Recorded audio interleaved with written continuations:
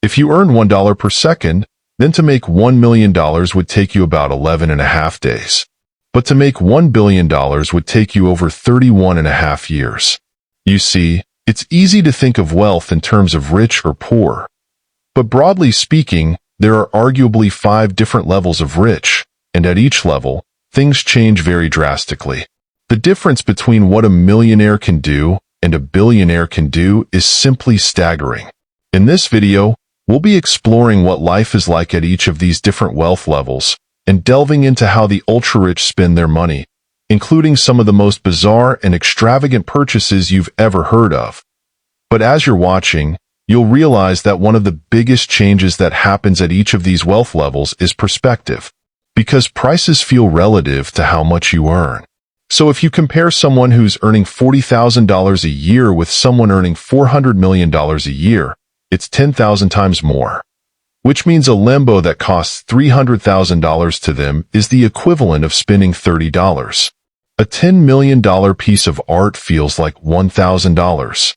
A $50 million home in the Hamptons feels more like $5,000. So, whilst to us, each of those purchases would feel so major, to a billionaire it's not even something they'd really need to think about. And of course, when you're that wealthy, it's not just items and experiences that you can buy. But we'll get to that. Let's instead start off with the first level of rich, the top 1%. Even though this phrase is synonymous with being extremely rich, if your income is over about $200,000 a year, you would technically be part of the top 1% of worldwide earners. And so being in the top 1% may not make you feel quite as rich as you would think. Because sure, you can typically afford a nice house and car, but with those things comes higher costs, and so you probably don't feel very financially secure and you're likely still working a full-time job. Which is why beyond this level, wealth starts to be measured in net worth rather than income. Because the more wealth you have, the more assets you have, and you're probably not making your money from a normal salary. So the next level of rich is a net worth of $10 million to $30 million. At this level, your needs are met. You can live very comfortably, you have a really nice house, you often fly first class internationally. If it's a special occasion, you might book a $2,000 suite. You can afford any healthcare you need, and in fact, no emergency financial situation can destroy your life. And yet, you're still not rich in the way that money doesn't matter. You still have to be sensible and careful when it comes to big decisions.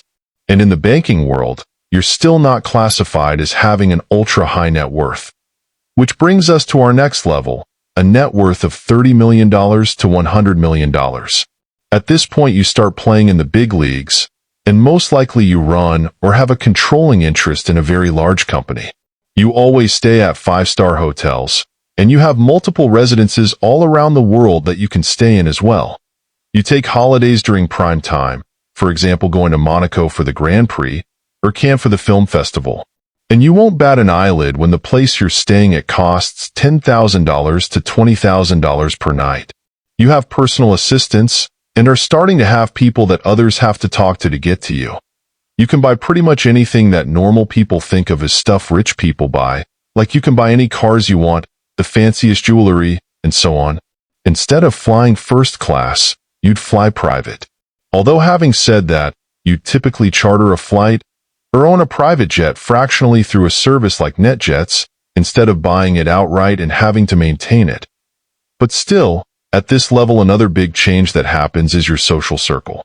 You probably start socializing with congressmen, senators, and community leaders.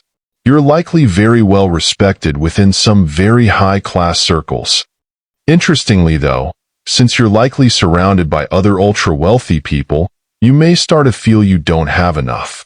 Sure, you may have just bought a new Ferrari, but your friend has a limited edition version where only 5 were ever made. And sure, you had dinner with a local governor, but your billionaire friend just had dinner with the president. Even at this level, people are still looking above them. Which brings us to our next level of wealth, $100 million to $1 billion net worth. To be at this level, you likely have ownership or control of a business that most of the public have heard of, even if they haven't heard of you directly. At this point, You can likely socialize with movie stars, rock stars, and the corporate elites. You can go pretty much anywhere you want, and always in style. You have multiple residences with staff all over the world, with elite cars at every residence. If it's your thing, you might have a private island, and of course a private yacht to get you there. Almost any experience you can dream up, you can have. Want to play tennis with your favorite star? Call his people. For a donation of $100,000 or more to his charity, you can probably play a match with him. Want your favorite band to come and play at your private party? For the right price, they probably will. What about if you people could arrange for the curator of the Louvre to show you around and show you some masterpieces they haven't exhibited in years? If you can dream an experience up, you can likely have it. Donations and fees can get you to anyone. And once you have many hundreds of millions of dollars, it's the same when it comes to buying things. You may hire people specifically to find the most extravagant versions of items you can think of. For example, the Australian company Toilet Paper Man produces 22-karat gold toilet paper for a cost of over $1.3 million. And if you're going to quite literally flush money down the toilet, why not get a gold toilet, or an entire gold bathroom to go with it? In fact, if you're ultra wealthy, you can literally have gold everything. How about a 24-karat gold water bottle, which in itself is a piece of designer art, and comes with spring water from France and Fiji, combined with glacier water from Iceland? Or alternatively, how about the world's most expensive iPhone, that has 24-karat gold casing, and more than 600 white and black diamonds, plus sapphire glass for the screen? This obviously isn't available to the general public. To buy one, you're going to need over $15 million. But this is the key. At this level, it's not just about buying the fanciest, most luxurious items. It's about getting the rarest and most exclusive things you possibly can. For example, you could get a limited edition pin that costs $160,000, has 4,810 diamonds inside, and only 8 are made each year. Or if you want to go a lot bigger than that, many billionaires turn to art. And not just rare paintings, but things like this dead shark art piece, created by Damien Hirst, that sold for $12 million. Or let's say you like piano.